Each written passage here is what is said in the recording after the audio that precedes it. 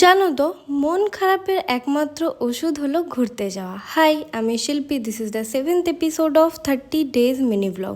সকাল সকাল রেডি হয়ে বেরিয়ে পড়েছি দীঘায় যাওয়ার উদ্দেশ্যে।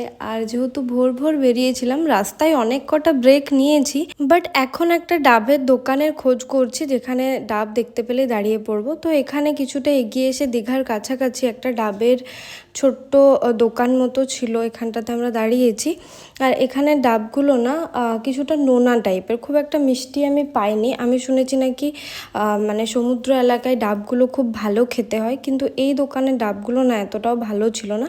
তো এখান থেকে আবার ডাব খেয়ে গাড়িতে উঠে আমরা পৌঁছে গেছিলাম দীঘাতে। আর দীঘাতে গিয়ে যেহেতু উইকেন্ড ছিল, আমরা সানডে বেরিয়েছিলাম বাড়ি থেকে, তো প্রচণ্ড ওভার ক্রাউডেড ছিল। বাট একটা জিনিস আমি নোটিস করেছি কি, নিউ দীঘার থেকে ওল্ড দীঘাতে না ক্রাউডটা অনেকটা কম। তো আমরা ওল্ড দীঘাতে থাকবো ডিসাইড করি। আর আমরা যে হোটেলটায় ছিলাম সেটার নাম হচ্ছে সৈকত আবাস। তো সেটাই কিন্তু অনলাইন বুক করা যায় না, ওখানে গিয়েই বুক করতে হয়।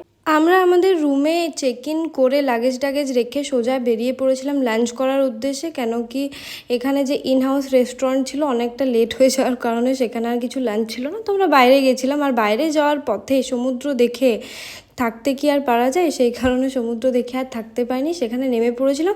এবং লাঞ্চ করার আগে পুরো কাক ভেজা হয়ে ভিজে আমরা লাঞ্চ করেছি। তারপর তো ওখান থেকে এসে একটা টানা ঘুম দেওয়ার পর আমরা চলে গেছিলাম জগন্নাথ টেম্পলে। আর জগন্নাথ টেম্পল থেকে এসেও পড়েছিলাম বেশ ওই 7:30-8টার সময়। তারপরেও কি রুমে বসে থাকা যায়? আমরা চলে গেছিলাম বিচে। আর আমাদের রুম থেকে বিচটা ছিল একদমই ওয়াকিং ডিস্টেন্স 2 মিনিটে। তো আমরা বিচে গিয়ে ওখানটাতে বেশ কিছুক্ষণ বসেছিলাম। আর বিচে গিয়ে না ওই সমুদ্রের জলের যে আওয়াজটা, সেটা অসম্ভব সুন্দর শুনতে লাগে।